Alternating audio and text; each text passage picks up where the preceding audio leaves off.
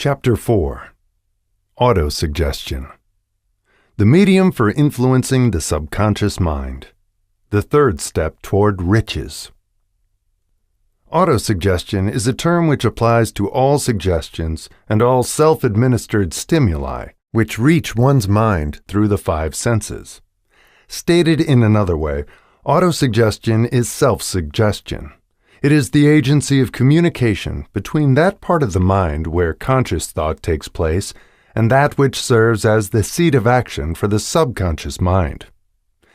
Through the dominating thoughts which one permits to remain in the conscious mind, whether these thoughts be negative or positive is immaterial, the principle of autosuggestion voluntarily reaches the subconscious mind and influences it with these thoughts. No thought, whether it be negative or positive, can enter the subconscious mind without the aid of the principle of autosuggestion, with the exception of thoughts picked up from the ether. Stated differently, all sense impressions which are perceived through the five senses are stopped by the conscious thinking mind, and may be either passed on to the subconscious mind or rejected at will. The conscious faculty serves, therefore, as an outer guard to the approach of the subconscious. Nature has so built man that he has absolute control over the material which reaches his subconscious mind through his five senses, although this is not meant to be construed as a statement that man always exercises this control. In the great majority of instances, he does not exercise it, which explains why so many people go through life in poverty. Recall what has been said about the subconscious mind resembling a fertile garden spot in which weeds will grow in abundance if the seeds of more desirable crops are not sown therein. Autosuggestion is the agency of control through which an individual may voluntarily feed his subconscious mind on thoughts of a creative nature, or by neglect, permit thoughts of a destructive nature to find their way into this rich garden of the mind. You are instructed, in the last of the 6 steps described in the chapter on desire, to read aloud twice a day the written statement of your desire for money, and to see and feel yourself already in possession of the money. By following these instructions, you communicate the object of your desire directly to your subconscious mind in a spirit of absolute faith.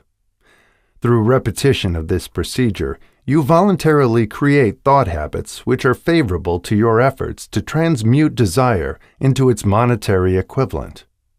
Go back to these 6 steps described in Chapter 2 and read them again very carefully before you proceed further. Then, when you come to it, read very carefully the 4 instructions for the organization of your mastermind group described in the chapter on organized planning. By comparing these 2 sets of instructions with that which has been stated on autosuggestion, you, of course, will see that the instructions involve the application of the principle of autosuggestion. Remember, therefore, when reading aloud the statement of your desire, through which you are endeavoring to develop a money consciousness, that the mere reading of the words is of no consequence, unless you mix emotion or feeling with your words. If you repeat 1,000,000 times the famous Emile Coué formula, day by day, in every way, I am getting better and better, without mixing emotion and faith with your words, you will experience no desirable results. Your subconscious mind recognizes and acts upon only thoughts which have been well mixed with emotion or feeling. This is a fact of such importance as to warrant repetition in practically every chapter, because the lack of understanding of this is the main reason the majority of people who try to apply the principle of autosuggestion get no desirable results. Plain, unemotional words do not influence the subconscious mind. You will get no appreciable results until you learn to reach your subconscious mind with thoughts or spoken words which have been well emotionalized with belief. Do not become discouraged if you cannot control and direct your emotions the first time you try to do so. Remember, there is no such possibility as something for nothing. Ability to reach and influence your subconscious mind has its price, and you must pay that price. You cannot cheat, even if you desire to do so. The price of ability to influence your subconscious mind is everlasting persistence in applying the principles described here. You cannot develop the desired ability for a lower price. You, and you alone, must decide whether or not the reward for which you are striving, the money consciousness, is worth the price you must pay for it in effort. Wisdom and cleverness alone will not attract and retain money except in a few very rare instances where the law of averages favors the attraction of money through these sources. The method of attracting money described here does not depend upon the law of averages. Moreover, the method plays no favorites. It will work for one person as effectively as it will for another. Where failure is experienced, it is the individual, not the method, which has failed. If you try and fail, make another effort and still another until you succeed. Your ability to use the principle of autosuggestion will depend, very largely, upon your capacity to concentrate upon a given desire until that desire becomes a burning obsession. When you begin to carry out the instructions in connection with the 6 steps described in the 2nd chapter, it will be necessary for you to make use of the principle of concentration. Let us here offer suggestions for the effective use of concentration. When you begin to carry out the first of the 6 steps, which instructs you to fix in your own mind the exact amount of money you desire, hold your thoughts on that amount of money by concentration or fixation of attention with your eyes closed until you can actually see the physical appearance of the money. Do this at least once each day. As you go through these exercises, follow the instructions given in the chapter on faith and see yourself actually in possession of the money. Here is a most significant fact. The subconscious mind takes any orders given it in a spirit of absolute faith and acts upon those orders, although the orders often have to be presented over and over again through repetition before they are interpreted by the subconscious mind. Following the preceding statement, consider the possibility of playing a perfectly legitimate trick on your subconscious mind by making it believe, because you believe it, that you must have the amount of money you are visualizing, that this money is already awaiting your claim, that the subconscious mind must hand over to you practical plans for acquiring the money which is yours. Hand over the thought suggested in the preceding paragraph to your imagination and see what your imagination can or will do to create practical plans for the accumulation of money through transmutation of your desire. Do not wait for a definite plan through which you intend to exchange services or merchandise in return for the money you are visualizing, but begin at once to see yourself in possession of the money, demanding and expecting meanwhile that your subconscious mind will hand over the plan or plans you need. Be on the alert for these plans and, when they appear, put them into action immediately. When the plans appear, they will probably flash into your mind through the 6th sense, in the form of an inspiration. This inspiration may be considered a direct telegram or message from infinite intelligence. Treat it with respect and act upon it as soon as you receive it. Failure to do this will be fatal to your success. In the 4th of the 6 steps, you are instructed to create a definite plan for carrying out your desire and begin at once to put this plan into action. You should follow this instruction in the manner described in the preceding paragraph. Do not trust to your reason when creating your plan for accumulating money through the transmutation of desire. Your reason is faulty. Moreover, your reasoning faculty may be lazy, and, if you depend entirely upon it to serve you, it may disappoint you. When visualizing the money you intend to accumulate, with closed eyes, see yourself rendering the service or delivering the merchandise you intend to give in return for this money. This is important. Summary of instructions. The fact that you are reading this book is an indication that you earnestly seek knowledge.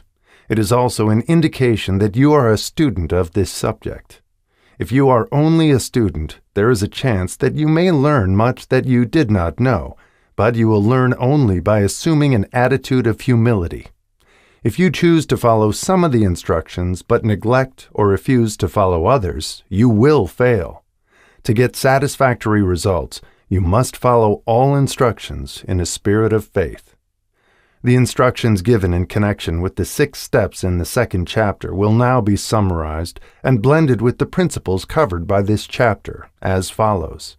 First, go into some quiet spot, preferably in bed at night, where you will not be disturbed or interrupted. Close your eyes and repeat aloud, so you may hear your own words, the written statement of the amount of money you intend to accumulate, the time limit for its accumulation, and a description of the service or merchandise you intend to give in return for the money. As you carry out these instructions, see yourself already in possession of the money. For example, suppose that you intend to accumulate $50,000 by the 1st of January, 5 years hence, that you intend to give personal services in return for the money in the capacity of a salesman. Your written statement of your purpose should be similar to the following. By the 1st day of January 19, I will have in my possession $50,000, which will come to me in various amounts from time to time during the interim. In return for this money, I will give the most efficient service of which I am capable, rendering the fullest possible quantity and the best possible quality of service in the capacity of salesman of, describe the service or merchandise you intend to sell. I believe that I will have this money in my possession. My faith is so strong that I can now see this money before my eyes. I can touch it with my hands. It is now awaiting transfer to me at the time, and in the proportion that I deliver the service I intend to render in return for it. I am awaiting a plan by which to accumulate this money, and I will follow that plan when it is received. Second, repeat this program night and morning until you can see, in your imagination, the money you intend to accumulate. Third, place a written copy of your statement where you can see it night and morning, and read it just before retiring and upon arising until it has been memorized. Remember, as you carry out these instructions, that you are applying the principle of autosuggestion for the purpose of giving orders to your subconscious mind. Remember also that your subconscious mind will act only upon instructions which are emotionalized and handed over to it with feeling. Faith is the strongest and most productive of the emotions. Follow the instructions given in the chapter on faith. These instructions may, at first, seem abstract. Do not let this disturb you. Follow the instructions, no matter how abstract or impractical they may at first appear to be. The time will soon come, if you do as you have been instructed, in spirit as well as in act, when a whole new universe of power will unfold to you. Skepticism, in connection with all new ideas, is characteristic of all human beings. But if you follow the instructions outlined, your skepticism will soon be replaced by belief, and this, in turn, will soon become crystallized into absolute faith.